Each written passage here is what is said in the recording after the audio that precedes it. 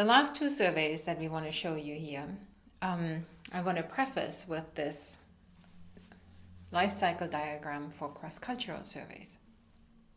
You'll find this diagram at the CCSG website at the Institute for Survey Research in Michigan. It is a cross-cultural survey group that has a fantastic website with a large set of information on issues concerning survey design in general, but also particular issues for cross-cultural studies and surveys done outside the United States. Why am I emphasizing that? A lot of the literature is admittedly very US and Western centric. And so here in this website, you will find a lot of resources particularly useful for those of you outside the United States. What you see here in this life cycle diagram is, again, the process, and the large chunk of this process having to do with translation and adaptation to different data vendors. Otherwise, the different elements will look familiar. We've talked about the necessity of sample design and questionnaire design and the like. But translation pieces and data harmonization at the end, those are issues particularly common in these cross-cultural surveys.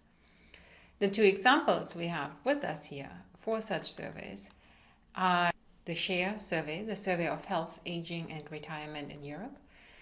It is a cross-national survey on the goal of assessing issues related to public policy, culture and history across a variety of European countries. But the primary goal is to provide a full picture of the aging process.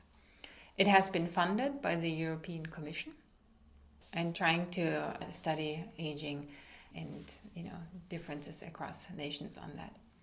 There is a harmonization going on in SHARE. There's a sister study in the US called the Health and Retirement Study. It's also run out of the University of Michigan. And also the English longitudinal study of aging. So both of these are additional interesting resources. The key features for SHARE are target population, defined here as people age 50 and older. Surveys done by now in 20 different countries, 5 ways at this point. It has different forms of probability sampling in each of these countries. The samples are chosen in accordance with normal occurrences in the countries. Most countries use registers of individuals.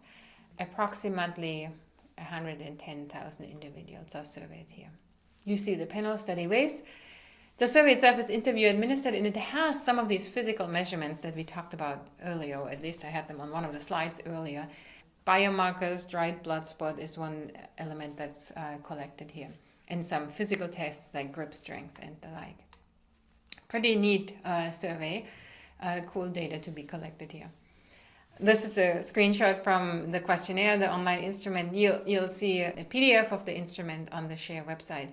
And increasingly there is information available also to analyze the data and secondary data analysis, including paradata collected on the interviewers. Here's an example of output from SHARE, the correlation between education and physical health. Across all of these countries, you see that, at least on the country level, a strong relationship here. I have to be a little careful here with fallacies that come through groupings of that sort. But even within a country, the sample size is strong enough to examine these effects separately as well. Now, for us as methodologists and for you entering that field, design issues are of particular interest for SHARE.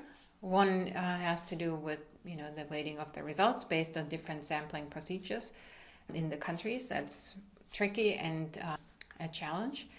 There's also direct linkage of the survey data in SHARE with administrative records.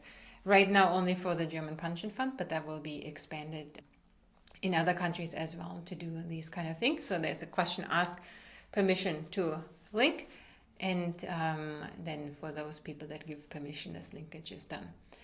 There's a an attempt to reduce the effects of declining response rates through interviewer incentives and interviewer training.